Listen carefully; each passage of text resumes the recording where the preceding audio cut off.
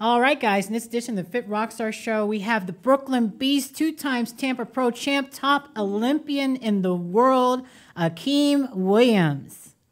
Hey, thank you so much for having me. What is up? I'm good, man. Are you still, so are you the most hated guy in bodybuilding right now still? I mean, for that week I was, for the week after the Tampa Pro I was. So I was not now. Public I mean, kind of died down a little bit. Some of the heat has died down, but that week after Tampa Pro was brutal, man. Yeah, I bet. And I wanted to go over that and then a couple of other things, obviously. You mentioned on a few podcasts that you got into a car accident, a really bad car accident. Car was totaled. Can you go over that whole thing and what happened? Well, I think I was about 5 or 6 weeks into my prep, and I was on the way to training one of my clients, and I got on the highway, and I got hit from behind by a guy that I think he was on the way. He said he was on the way to the airport to drop off his sister-in-law. So I think he probably was rushing. The traffic slowed down, and he couldn't stop in time. So he ended up hitting me really hard and pushing me into like a few other cars that was in front of me. Yeah, and then his car literally was on fire after that. On fire? Yeah, once they came and they moved us to the side, his car started smoking and it got on fire. Oh, Jesus. Now, what happened to you? Now, you suffered some injuries. Yeah, I did. Because he hit me from behind. I mean, the good thing is I was wearing my seatbelt, so that probably saved me a lot of more harmful injuries. But from the whiplash, from my head jerking forward and stuff like that, my neck was pretty messed up. My disc in my lower back moved. Wow. So I had a disc that was out of place. Mm-hmm. So that was like one of the really big things. And I also had a shoulder injury from like me going forward also. Oh, wow. So what did you do? I mean, thank God you had your seatbelt on and everything, but what did you do to, I mean, you're in contest prep. So what was going through your mind at that time? Like, oh shit, I can't believe this is happening. Obviously what's going to go on with prep now? I mean, what were you thinking? My first set of feelings was basically I'm gonna have to pull out of the show because my back was really messed up. I could barely walk, bend over, like I was in a lot of pain and everything like that. So I'm like, I can't do this show. Luckily, I found a really amazing chiropractor, Dr. Ashenoff, out in Montclair, and went to see him the first session, and he told me to like do a couple movements, and I couldn't even do them. Oh wow! And he's just like, yeah, your back is really messed up. And once we did the MRI and everything like that, we realized my disc was out of place. So he suggested a few things that he wanted to try, and with a couple therapies like twice a week and everything like that, little by little, I started feeling much better to the point where I could actually squat. Towards the ending of the prep, I was able to squat again. Wow. So I mean, what I know you had to go through these therapies and stuff, but I mean, your trainer, your coach is Justin, right? Mm-hmm, so, I mean, how did you know, okay, you know what, I'm still going to stay in the show? When did you know you're going to still stay in? Because you're under the radar about that. Nobody knew you were doing Tampa. I still kept on training with Justin, still went out to Bev's to see him and stuff like that. And, we had to work around my injury. There were certain things that we couldn't do. And once we started, like my back started getting tight and stuff like that, we had to stop certain movements and stuff like that. So there was a few workouts where we started and it was going well. And then my back started tightening up and we had to like literally just stop working out. Even when I was posing, there wasn't certain things I couldn't do while I was posing and stuff like that. So it happened maybe like 3 weeks into the therapy. I started noticing that I have more mobility and everything like that. And the pain was subsiding. Like my whole right leg was numb. Like right now, just a little bit of my toes is still numb right now, but like I could feel my legs like normal again. Mm-hmm. Good. So within like 3 weeks of therapy, everything started feeling a little bit better. Mm-hmm. So we just kept on pushing and we stayed focused. And I'm like, you know what? I'm not even going to talk about this. I'm just going to, because I don't need anybody, feeling sorry for me or anything like that. I'm just going to stay under the radar, focus, and just train for the show. That was the best play you did, man. I mean, when you came into that show, I mean, obviously, you are in a whole nother planet of your own with your physique. Mm-hmm. Crazy. And as you know, Justin obviously posted a picture a while back of you and your legs. Craziest damn legs I've ever seen. The separation just, holy smokes. What do you do for your legs? I mean, with that back injury you had, that had to be hard not even training legs, right? Yeah, yeah. I mean, a lot of stuff I had to incorporate a lot more like machine movements and stuff like that. Do you So I was feel? doing a, Well, let me ask you this: do you feel that with because you had to lay off the leg training for a little bit, right? Do you feel that laying off kind of helped your legs even more of the separation and just coming out, or no? I'm just curious. I mean, before when the 5 weeks into the prep, my legs were looking crazy because I was squatting heavy. I was doing a lot of like crazy movements and stuff like that. And then that mental part of it where you can't do certain things and it kind of gets to you. So like at some points I would look at my legs, I'm like, damn, my legs are shrinking, you know? Right. So once I was able to get back in the gym and actually train somewhat normal, Sure. I really went crazy. Now, all right. So let's go to going back to the Tampa Pro when they called Kamal in the place that he got, and then you as the winner. Obviously, what was going through your mind at that point when nobody really? I mean, I wasn't there, but I'm hearing you had some, people excited for you, but they really were for Kamal. So, what was your I thoughts mean, on that? he was the hometown favorite. Everybody that was out at that show kind of like came out to support him because I remember we were backstage and every single competitor would go out and the crowd wouldn't even cheer. And then he goes out and everybody's cheering and we just like, damn, like feels like the whole crowd is out there for him. So that was kind of hard to deal with. Right. But I mean, I know what I brought to the show. I know how well, my side shots are, my front double bicep, my waist was actually smaller and everything like that. So I was pretty confident going into the show. Well, listen, I think this is the biggest we've ever seen you. I mean, 2021. I mean, you're again big, but this is like the biggest we've ever seen Akim. And of course, your side shots are ridiculous. All that thickness you have. Now, out of all the shows you've done, what is the best Akim Williams that you've brought that you're really pleased with? On paper, it would have to be the 2020 Mr. Olympia. He's in our place top 6 in Olympia.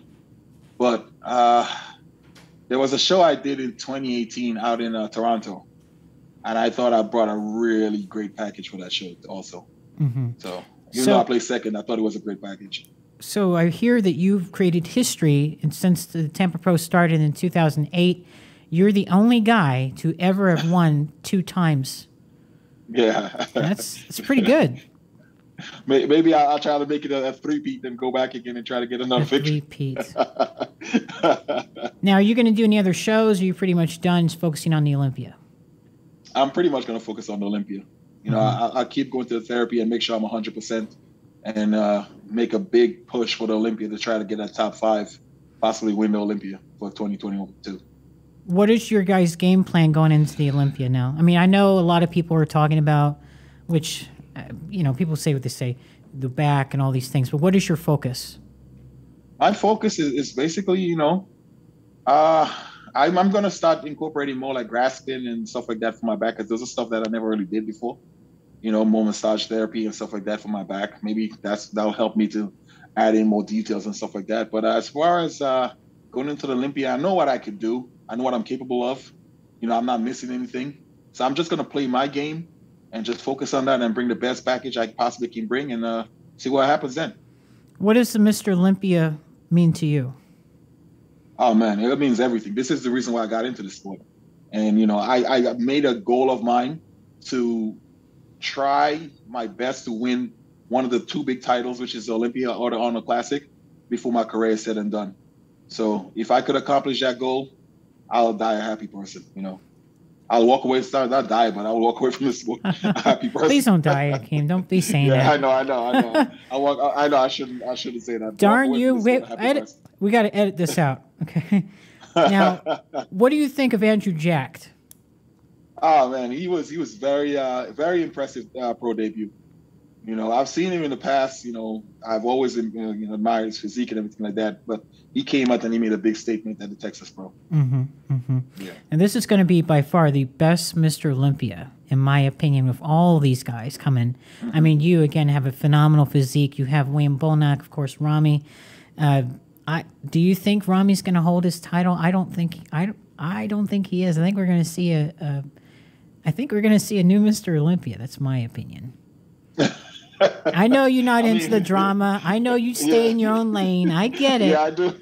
I get it. I do too. But my job, I got to ask these questions. I mean, at the end of the day, he's the champ, and you got to bring it to beat the champ. So, it's the ball is in his court. He got to bring it. If he's not hungry enough and someone else bring it, he could get dethroned. But like I said, he's the champ, and he just have to bring it to keep his title. It's up to him right now. People always ask how I got here. I was willing to work just a little harder than everyone else. Every damn day.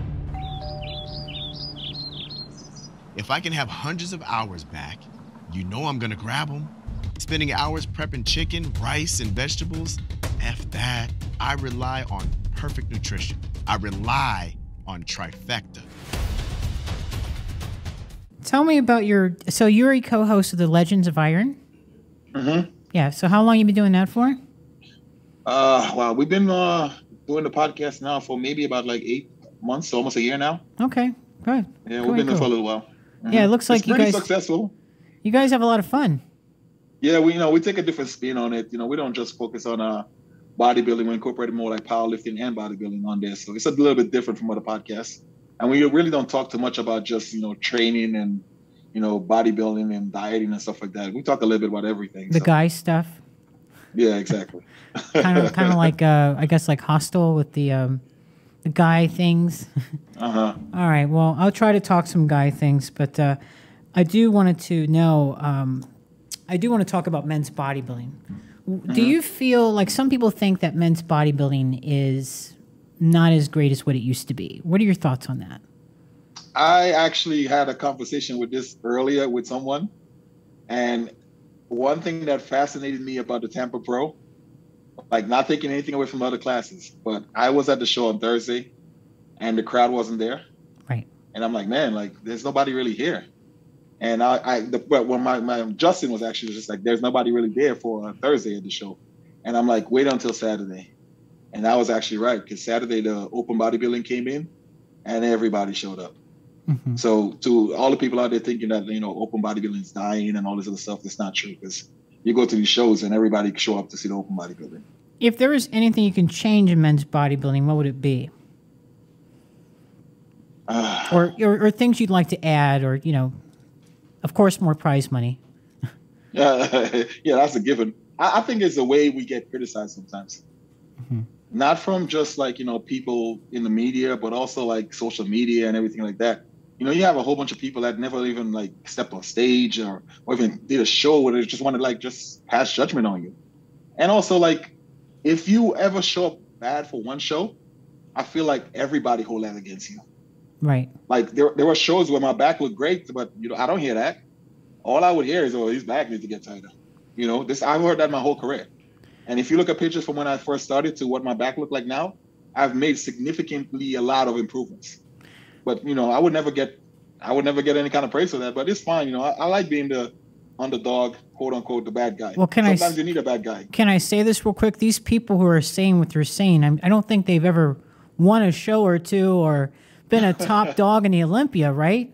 Uh-huh. I mean, seriously. I was watching your Olympia TV with Tarek El-Gindi, and the comments on there about you was just blowing my mind because, of course, the Kamal got robbed. Oh, you should file a police report. He got robbed. I'm like, they're just so stupid and immature, Yeah, I mean, look, I get it, but come on. And they're attacking you in the back thing, which you're not you're a champion. You obviously have something. You totally bring a package that nobody has, obviously. Mm-hmm. And these people don't know what they're. I mean, there's always room for improvement, right? I mean, it is what it is. Certain people have certain things about them. But I was just curious on your thoughts on the haters too, because it is it's quite comical, and you block it out. Like I said, you don't get mad. You're not the kind of person to go on social media. Well, screw you guys. You're not that kind of guy. So nah, man. Go ahead. You there? Oh. Yeah, I'm here. Okay. So how do you keep that mindset of the positive and focusing, letting go of the negative with these people?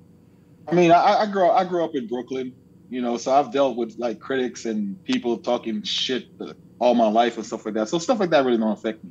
And like I said, sometimes you need a bad guy. I mean, if I got to fit that mold, then so be it. Do you think that the men's bodybuilding needs more entertainment value? I don't think so. And then it turns into something like the WWE, man. Yeah, that's what they You wanted know? to. Yeah. Yeah. I don't. I mean, I think it's just like kind of that turns into like a circus show, and who needs that? I like real people and honest people and people that what you see is what you get. And I think if it stays like that, bodybuilding would go far. I saw something that somebody saw you driving a blue Corvette, and that you can barely fit in it or something. What? Wow, how did that come out? I was researching, stalking you. I saw some things. It's funny because I try to keep my personal life real private. Not on But here. I do own a 2022 C8 Corvette. What? Yeah, Stingray. Yeah, I do own one. Wait a minute. Proud owner. A 2022. You got a picture? Oh God. Wow. How do you fit in it? It's actually very, very comfortable. Actually, it's a wider car, and it has a lot of space in there. Like you would be shocked if you want to get into that thing. I've gotten into it. And I had a hard time getting out of it, but you're like, really? You're triple the size of me. You're a big dude. I'm very comfortable in there. I'm actually more comfortable in it than my old cars. So is it the powder blue kind of Corvette? It's the same kind of blue like this. Oh, nice. Wow. That's why I got the hat. Yeah, same color. Yeah, they said you didn't look like you fit in the thing. Nah, that's not true at all. Everybody that knows I have the car, they like, wow, it fits you. You fit really well in there. Do you have like the Beast, like Beast for the license plate or something? I'm kidding. I'm actually thinking about doing that. You should. You should. Why not? I'm actually thinking about getting the Brooklyn Beast license plate. Okay. How are the Yanks doing? They're doing pretty good, right? Still? Yeah, of course. Yeah. I'm a Yanks fan too. I like the Yanks. What other cars do you have besides the Corvette? Anything else fancy? I know you're a car guy. I've always been like, people don't know that about me, but I've always been a car guy. And I also had another Corvette. This is my third Corvette. So I got rid of the old one, upgraded to the new C8. And the BMW, I had an M3 BMW. That's what actually got totaled. Nice. Yeah. So I had to get rid of that. And I just have like an everyday car, which is just a regular Mercedes that I drive around, go to the gym and stuff like that. Yeah. Nice. My Corvette is a weekend car. Well, listen, thank God the Corvette didn't get into the accident. No. Oh, my God. Now, when people see you step out of the car, what do they think? Like, holy shit, this guy's huge. No, they actually say, for once, you find a guy that actually matches the car. Because you see these cars and you see like a bunch of wimpy people driving them. And then you see somebody like me get out and like, holy crap, you actually match a car, bro. What's the next? Are you going to get a Bugatti by chance? Nah, I'm a American guy, man. I love Corvettes. I think that's what I stick to. Okay. American cars. Yeah, I'm a muscle car kind of guy. So Corvettes are my thing. They've always done right by me. Like I remember my other Corvette. Like I've owned that car for years and I've never had an issue with it. How old were you when you first had your Corvette? I want to say I bought my first Corvette when I was about 24, 25. Oh my! Always been my dream car. Wow. I remember in Brooklyn when I used to live in Queens. There was a guy on the corner on the block that actually owned a Corvette, and I would say, like as a teenager, I would like, once I get enough money, I'm going to own that car. So it was a dream come true to actually own it. So I think it goes way back, So let me ask you, what other business opportunities are you working on now? Anything else that's going on? Because I know you usually have your hands in the pot with different things and business opportunities. Well, I was trying my hand at the whole stocks trading stuff, but it's kind of run aground right now. Everything is pretty messed up, but I'm more along the line of thinking about getting into more like a little bit of real estate. That's probably would be my next business venture. Maybe. Good for you, Akim. Wow, you're let's talk a little about going back to bodybuilding. There are guys who give up their whole life for bodybuilding, literally. Mm-hmm. For one show alone, and I just want to ask you, it's pretty damn expensive, isn't it, to get ready? Yes, it is. Right. Very expensive, yeah. So I know guys who've quit their jobs just to focus on bodybuilding. And what do you think of that? It's a sacrifice. I wouldn't say, I wouldn't judge them or say they're doing something wrong. But at the same time, you got to be realistic. If you're not good or you're not going to be like great at it, then I would say don't do it. But it's a shot in the dark. If you feel like, you have what it takes to be the top, And I say, go for it, because you don't want to wake up, 60 years old, 70 years old, and then you're thinking, what if? I've never lived my life thinking, what if? If I see an opportunity and I make a calculated guess that I'm going to be good at it, I'm going to take that opportunity. Mm-hmm. I guess fail, lose, win, lose, or draw, I'm going to take the opportunity. I guess what I'm asking is, like, you have to have something else to fall back on, right? Of course. Obviously, like yourself, you're very successful, you do very well, but some people who just don't have like a physique like yours, or, have the potential, I'm going to say, they sacrifice everything and then they're left with nothing. So I just, from your perspective, go ahead. I mean, for me, thankfully enough, I went to college. I got a degree in computer science. I didn't finish my master's, but I was actually working on my master's before I kind of got the bodybuilding bug and tried go all in and everything like that. But I do have my computer science degree to fall back on. If I do decide to walk away from this, I could get a job as an IT guy or something like that, so. Do you think you would go back to finish a master's? My mom thinks so. Yeah, see. Who knows? I don't know. I still got a lot of life left in me, so who knows what could happen in the future. What does your mom think of your bodybuilding? At first, she didn't like it because she knows how smart I am as a person. I graduated high school valedictorian and stuff like that. Oh, wow. I kept a 3.8 GPA in college and everything like that. So she knows how smart I am. And in the beginning, she wasn't much of a fan of it. She wanted me to get like a regular 9-to-5, kind of guy. But then she realized the kind of person I am, and she knows that's just not going to be me. Right. But now she's just grown to love the sport, and she very, very supportive. Out in Tampa, she was calling them and checking up on me and stuff like that. So she's definitely supportive now. What a sweetie. Aw. Yeah. So what does she make your meals sometimes for you or anything like that, or? No. No? Okay. I was going to say, she's supportive, but she's not that supportive. Oh, okay. I didn't know if she's the kind that just constantly wants to feed you all the time, Make sure you eat. If you were to win the Mr. Olympia, if Bob Gigarello calls you out that you're the Mr. Olympia, what are you going to do for the sport? What would be your goals? I would like to be an ambassador, sort of along the lines of Jay Cutler, Ronnie Coleman. I think those were two of the best ambassadors for the sport in general, in terms of they made everybody feel comfortable to talk to them. They promoted bodybuilding to the world, and it just brought all around great presentation in terms of what it means to be a professional and how they carry themselves and stuff like that. So I would love to be a champion like that, Jay Cutler, Ronnie Coleman. And what's the first thing you're going to do when you're Mr. Olympia? Oh, man. Are you going to sleep with the Sandow? Probably. I'll probably take it to bed. Let me tell you, Akim, you have all the tools to do it. I know everybody says, I'm sure I'm not the first person to tell you that. What would be freaking awesome? Okay, listen, you've got this Andrew Jack, you got Hadi Chupin, you got Nick Walker, you got Brandon Curry, Samson Daughter, Hunter Labrada, of course, Rami. And if you came in there and took it all, oh my God. I know. And it could be done. Yeah, it can. Absolutely. Yeah, anything is possible, man. What goes through your mind when you are training? Do you have what are you thinking as you're going through those heavy sets? Are you angry? Anything that's bothering you that day, or are you just focused on, I want to win? I think along the line of I train, whenever I get into the gym, I always remember that I'm doing this for a purpose. I'm not just here to just move weight.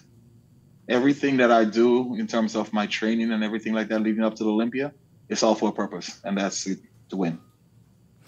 The best thing I love about you is that you're not arrogant and you're not cocky. You're so easygoing to talk to and approachable. You're always smiling. You're kind of shy to me a little bit. Maybe I'm wrong. Maybe I got to get to know you better, but you seem a little shy. But you're not arrogant. You just, despite who you are and the physique that you have, you're just so humble. Thank you. Is that the way you were raised? Or you just... Yeah. Basically, yeah. I've always been like that my whole life. I don't let stuff like that get to me in terms of winning a show or basically having a bunch of followers on social media. I'm still the same person, man. And I prove it all the time in the gym. People would be scared to come up and approach me and talk to me. And the minute they do, they're like, holy crap, you're such a nice guy, man. like we were scared to come talk to you, but like we started talking to you. Yeah, you're so so open and so inviting. So yeah, I've always been that type of person, and I would never change for anything. That's good, because I have seen guys who have won shows, or maybe not even won a show, but they're so full of themselves, they don't even give a kid the time of day, and that to me is wrong. Yeah. So let me throw this at you. Okay, let's just say, you don't have much time left in the Olympia. Let's just say you have more, like 5 years. What are you going to do after that? My ultimate goal is to head back to my mom's country, which is Grenada, and open up my own gym down there, somewhere close to the beach or something like that. That's like my ultimate goal. Like I would want that so badly, to just go back there and just have a little gym where I could just call my own, and whether it's training people to compete or just training regular people, I think that would be like a beautiful retirement for me. When was the last time you was there? I actually got the chance to go back there in April because of the COVID restrictions. They got lifted, so I went back to go visit my mom, because my mom lives over there. So I went back to go visit her over there and everything like that. So it was awesome, Hey, I got a question for you, just because I'm hearing it all the time in these podcasts. Does the lighting and backdrop make or break you from doing a show? I think sometimes it does. Really? Yeah, I think it could basically throw off the physique sometimes. No. What I'm saying is, let's just say you want to do, Tampa, right? Did you think going into Tampa, oh man, I wonder how the lighting or the backdrop is going into it? You know what I mean? No, I don't. No, I don't think about. Yeah, I don't think about that. No. Right. I don't think about that. Yeah. I don't even think about the competitors, actually. Good. Like, I don't care who's doing the show. I don't have no control over who's doing the show or what kind of package you're gonna bring.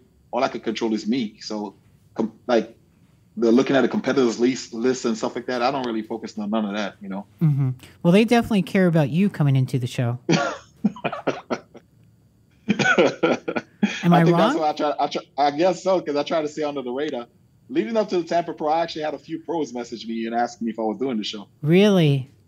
Yeah, I guess they were trying to make their opinion on whether or not they're going to compete. Oh my God, that is just so stupid. What goes through your mind when they do that? I can get a kick out of it, Did you tell them no? I would say no. I would have said no, I'm not doing it, and then show up. You gotta love that, though. Yes, yeah. So how about for the Olympic? After you won, how many people were, even though they may have been rooting for Kamal, then now they changed their tune? Hey, Akim, I had you winning, but yet they had Kamal winning. What do you think of that? Yeah. I'm sure that happened. Yeah, definitely. You get that all the time. Those are kind of people I kind of stay away from. Because you could actually point them out too. Because leading up to the show, I try to keep in my circle people that like are positive, people that reach out to me before I get into the show, not the people that basically message me a whole bunch of congratulations after the show, Right. Like people that check up on me and make sure I'm doing okay and everything like that. Those are the people I keep in my circle. Because they're the ones that really like have your back and really like look out for you and everything like that. Absolutely. I don't get flattered by the people that want to like be all happy with you after you got accomplished something. Well, they have other ulterior motives, probably. Exactly. Like when I first set my eyes on you, and we've had this conversation before. I think in Indie Pro, when you stepped out, I was just mesmerized because you have such a 3D look on you, and there's no guys that have that. Which is why, again, I say to you about the Mr. Olympia earlier, is that it's very possible you can go in and win the Mr. Olympia. Yeah. Now I did hear that Phil Heath is supposedly saying he's making a comeback. What do you think of that? Oh yeah, that's what I heard yesterday. I saw he actually posted a bicep workout, and he looks pretty good. I was actually impressed. I was like, wow, his arms still look really big. Yeah, but him making a comeback, I don't think he would probably do that. I think he's probably gonna be along the lines of maybe like commentating or something like that. I don't think he's gonna be competing. I'm not sure. Maybe I could be wrong. But if he is, it'd be great to see him back on stage. Well, they did mention he was going to be doing the commentating, but who knows? Things can change, right? Yeah, exactly. If he is, it'd be great to step back on stage with him. And, hey, he's a Mr. Olympia. So when you were at the Mr. Olympia, did those guys, are they all cool with you? Or are they kind of everybody's in their own zone or what? Prejudging, everybody's in their own zone. Nobody talks to anybody. Very few people come up and talk to you. But I think after the prejudging is over, everybody gets a little bit more friendly. Are you happy the Olympia's back in Vegas, or do you like Orlando better? Honest opinion? Yeah. Or political opinion? No. This is all honest. So like for me, I like Vegas, but of course I'm from Orlando, so Orlando's like right there. You know, no, honest opinion. This is no political. And that's exactly how I feel. Like I feel like Tampa is so close to New York, New Jersey. It's like a 2.5 hour flight, yeah. And so it's easy for me. And I just like the weather in Tampa better, And then going back to Vegas, it's going to be a brutal flight. It's hot. The flight and the time exactly. change. The flight is the biggest thing for me. Mm-hmm. So what do you do in your spare time for fun? I mean, I know you don't do training all the time, right? And just the bodybuilding thing. Obviously, you have your cars and other things. What do you do? Are you a gamer? Yeah, actually, I was one of the few people that got a how you say, not a subscription, but I got a link from PlayStation to get the PlayStation before everybody else got it. Wow. You diet down, train hard, and supplement smart for months. When the time comes to step on stage, don't leave your tan to chance. Go with the pros. Pro Tan. #1 worldwide since 1987 and the official sponsor of the Olympia for the last 15 years. Don't step on stage without it. Pro Tan. Yeah, how did you get that? Because I've been a long time gamer before in the past when I was younger and everything like that. That was kind of one of the things I did to stay away from the streets and stuff like that. Oh, wow. I got into video games and stuff like that. Yeah, so I've been a loyal PlayStation member for a long time. So I was actually shocked when I got an email from them and they sent me a code to actually get the PS5 before it actually hit like retail stores and stuff like that. So that was pretty awesome. And I got it, and I still haven't really used it. I was going to say, have you even played on it? You've been so busy. I haven't used it at all, basically. You're just sitting there collecting dust. Let me ask you, the 2022, your Corvette versus like a 2016. I've been in the 2022 C8, but for me, I kind of like the 2016, just the way it's laid out on the inside. I don't like how they have all the buttons to the right, like that. It just kind of, it messes me up. Why do they do it like that? It makes you feel like you're in a spaceship. It does feel like a spaceship. I do like all the storage space, though, in the front, and then because you can fit like golf clubs in there and stuff, right? Yeah. My favorite part of the car is actually that feature, actually.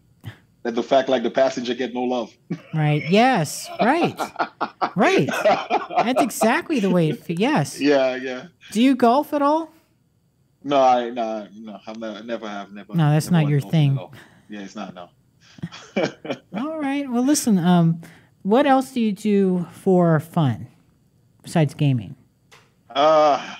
I mean, I do a lot of music stuff. DJ? Not really DJ, but I used to record music and stuff like that. But that's a hobby of mine that kind of died and went down the drain also. Who's the most? What celebrity do you know that you're friends with? Or can you not tell?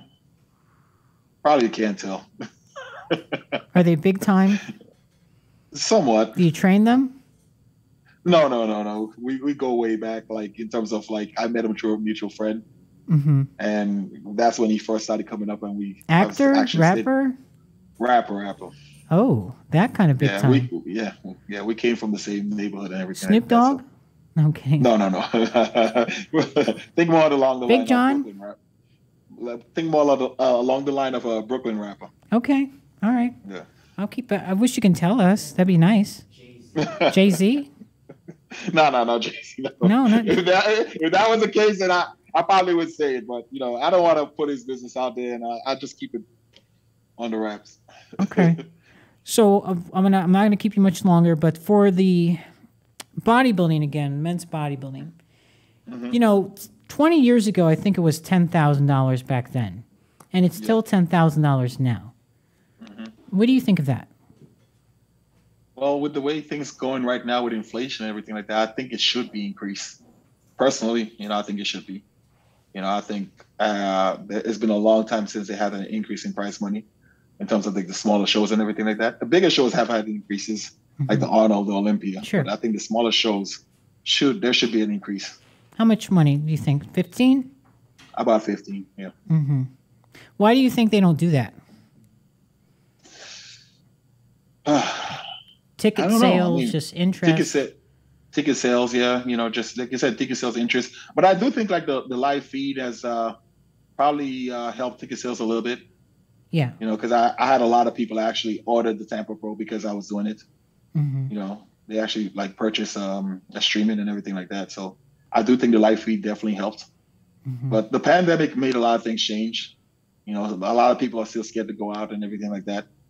But hopefully things will get back to normal and more crowds will come out to shows and events and stuff like that. We'll see. For your prep for the Mr. Olympia, are you starting now? I know we still have, 18, 17 weeks out? So you're going straight into that, or are you just kind of taking a little bit of time and then you're going to jump in? I'm taking a little bit of time and jumping in. Like, I'm still doing cardio and everything like that, still trying to stay as tight as I can. But I feel like I needed maybe a week, 2 weeks off before I go balls to wall and prep fully for the Olympia. You know what I would love to see, Akim? I don't know if you're doing this now. I know you have a YouTube channel, you do all your things, but I would love to see like a Ronnie Coleman, like cost of redemption kind of deal, the training and the eating, like with you for this Olympia prep. Because you have so many fans. And I mean, listen, man, nobody has wheels like yours. Nobody. I would, Tom Platz is obviously the quad father. But you, like the way your wheels are separated and everything, the detail, to me, it's right up there with Tom Platz with those crazy wheels. And I would love to see like the leg training and just the intensity, what you go through, every little, because it can't be all fun and it's not sunshine and rainbows. It can't be. No. It definitely can. And I mean, I got to give a huge shout out to my two training partners, Darren and Slavic. They've made a huge difference in my training. Because sometimes I like in the past, like 2021 was a really rough year for me, and I was training by myself. Right. And sometimes I would just go to the gym and just go through the motion. But now I found two guys that actually especially the both of them are actually very into bodybuilding and they want to push me and stuff like that. So it's been awesome having training partners again I could actually count on. Are they big like you? Slavic is a pretty big guy. Yeah. He's doing a show next weekend, the Jersey State. He's still an amateur. Oh, good. But he's doing the Jersey show, Jersey States this coming weekend to try to qualify for nationals. Hopefully he go there and get his pro card. Slavic. So is he Russian? Polish. No. Oh, Polish. I'm way off. Yeah. Sorry, Slavic. He sounds like a big guy. I wish him luck in his show. But it is hard training by yourself. It is. Yeah, it is. For someone like you with heavy weights, it's got to be taking the weights off itself and putting them on. That's a workout alone, right? Yeah. So give me an example. Well, give me an example of how these guys help you. Like we said, taking the weights off, taking it on. I guess the most important thing is this: they give me that a rhythm, because when Darren goes, Slavic goes, then I go. Darren goes, Slavic go, I go. Like I'm not just sitting there waiting to okay. Time for me to go again. So that helps a lot, in terms of the rhythm that you have while you're training. A lot of people don't really notice that, and a lot of people don't really see that when they train with a training partner. But if you have a good training partner and he's, feeding off of your energy, it makes the workout go a lot faster and a lot easier for you, How about the kind of, I've had, they do make it go faster, but then you have the guys that are kind of on their phone just No, I don't have that kind of training partner. We all kind of put our phones away whenever we start training. Darren has a bag. Darren has the bag, and we put the keys, the wallet, and the phone in the bag. Are you serious? Yep. Those are rules. I like those rules. How long do your training sessions last? For legs, we usually take about an hour and a half, 2 hours, give or take. Are you chest maybe? Are you a morning guy or afternoon guy or evening? I'm definitely an afternoon guy. I feel like it's when I'm at my strongest. Yeah. So your typical day right now is what for training? So you get up, you do cardio, I'm assuming, go through your daily routine, whatever, and then you train in the afternoon and more cardio. You just do cardio once a day, or depends on how close I am to the show. So if I'm only maybe like 10 weeks out, I'll do cardio once a day. But when I get down to like that 5 weeks mark, then I'll start doing cardio twice a day. Mm-hmm. Yeah. Here's what I want to see. I want to see you come to the Olympia, blow these freaking people's minds, and shut up the haters, right? Because I gotta admit, I did get a little bit pissed off that everybody was attacking you like they did. But you know what? If they're not attacking you or talking about you, you're not doing your job. Exactly. That's the way I view it. If somebody don't have anything to say about you, then you might as well just retire. And the fact that I'm actually in people's minds still, that means I still matter. Yes. When are you going to start your own supplement line? Maybe sometime in the future. Maybe that'll be in the works. Maybe, who knows? But the supplement game is so crazy right now. Probably something that I'm not really. I'm happy with being sponsored by Muscle Meds. They take very good care of me. You've been with them for a long time. Yeah, exactly. I remember when they first came out, I tried the carnivore. Mm-hmm. Oh my God, that stuff is great. Yeah, because it has like the beef liver or something. There's something that's really good. It's 100% beef protein, so no lactose. So it doesn't upset your stomach in terms of the dairy. If you no dairy products in there. So if you have any kind of allergies in terms of dairy and stuff like that, that's like the best protein to use. Now I know you did some acting a while back. Are you going to be getting back into that again? I don't know. Maybe. The main goal right now is to just focus on this Olympia and kill this Olympia. I really feel like I can make a splash for that top 5 finish. Is there a Miss Beast in your life? Unfortunately, not right now. No, you can't handle that, right?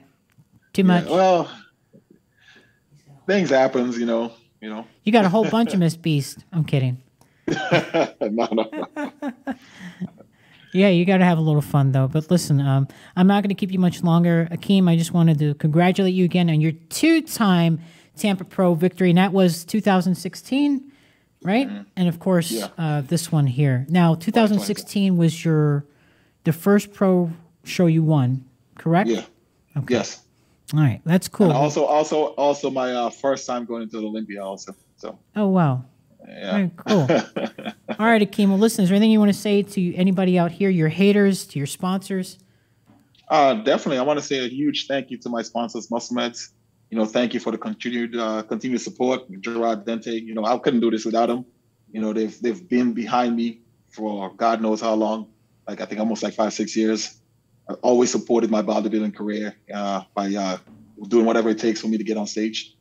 So hats out to them, great family, great team, and I am who I am basically today because of, the belief that they have in me and the support that they have given me. I couldn't do this without them. So I've always, been very grateful and very happy to represent Muscle Meds Carnivore. Let me ask you one more question as we're talking. I just thought about it. Why do you love bodybuilding so much? Why? That's a very interesting question, man. I never got into the sport thinking I wanted to be a professional bodybuilder.